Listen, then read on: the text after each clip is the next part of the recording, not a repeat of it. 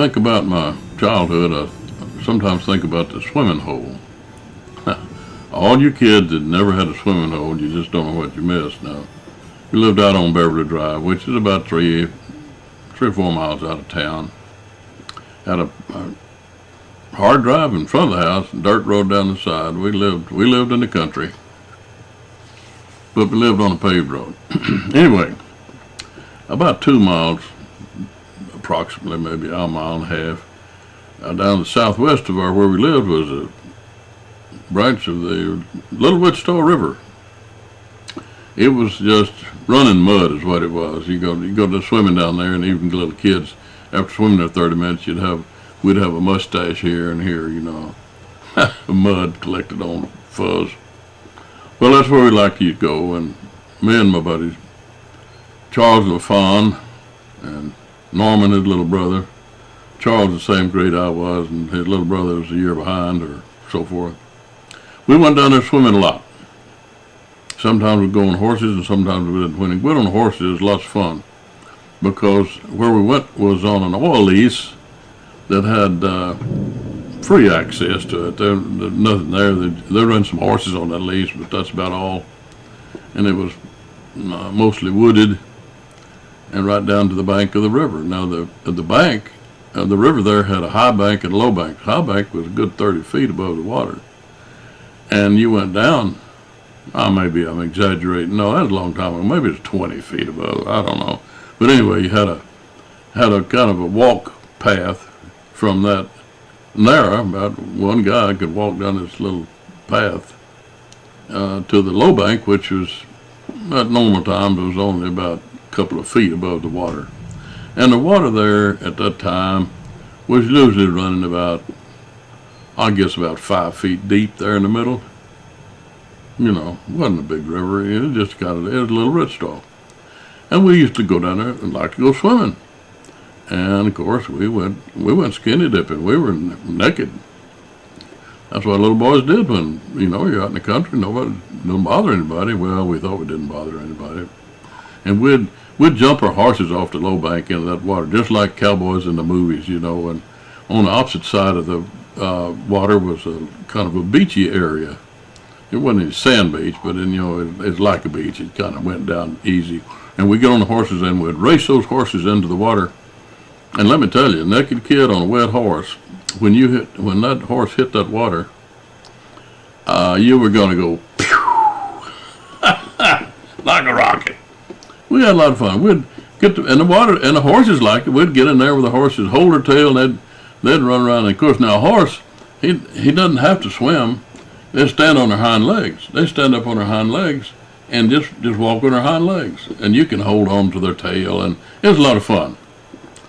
Well, one Saturday we were down there having a lot of fun with our dogs. I had old Jerry. He was a good-sized dog, about a 50-pounder, and Charles had his dog Pal, and our dogs they got along just great because we got along great. And they didn't allow nobody to mess with us kids. Well, we were right there in the middle of having a good time. All of a sudden, we heard somebody. Oh, there's a dog now looking out for me, I guess. Anyway, we heard the dogs. We didn't hear the dogs. Cut that. I was talking about what's now. We was playing around and somebody hollered, "Hey, you damn kids!" Well, looked up and there was a guy standing at the top of that walkway on the high bank, just starting to come down the walkway to the low bank. But he didn't make it. Those dogs were up in his face. I mean, and scared that man to death. I know there was a laundry accident about that time, surely. Scared that man to death. He thought he was going to die. And we looked there, from water, we're looking up at, we don't know what's going on. What's he mad about? It ain't his property, I know that. Well, we called the dogs off, so they wouldn't actually draw blood. I think they drew something else. But anyway, he said, we said, "What's the matter, mister?" He said, "You kids are disturbing the peace." I said, So me and my wife, we're up there fishing, and he pointed upstream there. Must have been a quarter of a mile upstream, almost out of sight. We're trying to fish up there, and you kids are down here, and you boys are naked, and that is, my wife is sensitive about that, you know, and she's embarrassed you down here, and you know, it's scaring all the fish. We can't. You need to get out of there. And we said, we didn't say anything. We just watched him, like, and the dogs are standing there just. Well, in a form, we released him to go unharmed. And he did. He adiosed back down that, had to go around out of sight to get to where they were on the, because there's a little trickle branch, and he had to go up the bridge and go across. It took a while, but the next time we saw him, he and his wife were down there gathering up their picnic bags, gets in their fishing poles, and they were getting out of there. That man had to go somewhere so he could kind of catch his breath, I think.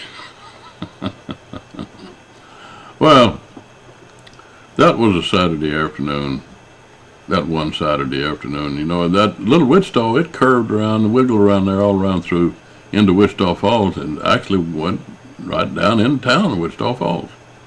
The little Wichita, and it was just a muddy puddle, I guess, but anyway, it was what we had for a swimming hole.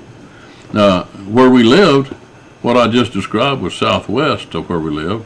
Well, southeast, and only wasn't a half a mile from our house, just across a couple of plowed fields. Well, there it was again. But see, this wasn't as private as down there where we'd been going, because now we didn't know what we could do there. What you don't know is I had a red bathing suit, little red, and I kept it tied on my saddle horn all the time, but never used it. It was kind of an emergency, I guess. Anyway, one day, I think it must have been a Sunday, we went down to this near place on the creek or the river, Little Wichita, and we got, before you get to the high bank, it was a plowed field, and before you get to the high bank, there was this fence there, barbed wire fence. You climb over the barbed wire fence and walk to the high bank. Oh my, there's a jillion people down there having a picnic, barbecue, kids everywhere, in the river swimming. They were kind of down 100 yards down from the stream from where we were, but they were, you know, we can't, only got one bathing suit, and I got 4 guys with me, and they don't have a bathing suit. Well, whoa, wait a minute, Fox has an idea. I'll tell you what. So I got undressed, put that red bathing suit on the west side of the fence. They can't see me over there. I climb over the fence, and they still can't see me till I get right to the edge of the high bank, and I dove in with my red bathing suit. Nobody paid attention to me. Well, after I paddled around in there a little while, I pulled it off, wadded it up, and threw it back out to the next guy. He put it on, he dove in, and each one of us came in wearing the same red bathing suit until we all got in there, and only one of us was wearing it, and the rest of us was naked. And there's girls and women and they're swimming around with us, and you can't see nothing, you know, you can't see your hand as soon as you put it in the water. Well, we didn't stay long, but we felt like we were skirting on the edge of great danger. And folks, I think we were. If the fathers had found out we was naked boys in there with their girls, there would have been tribulations in that branch of the Little Wichita River. Well, we got out the same way we came in. Guy get out with a bathing suit on, he'd throw it back in. Next guy got out, and we all got out. Nobody ever said anything, and nothing ever happened. But that was swimming hole days back in the 40s. Boy, that was a long time before some of you folks was born, I know. Well, it's just one of my little stories. I'll probably think up another one here pretty soon, and if I do, I'll pass it along.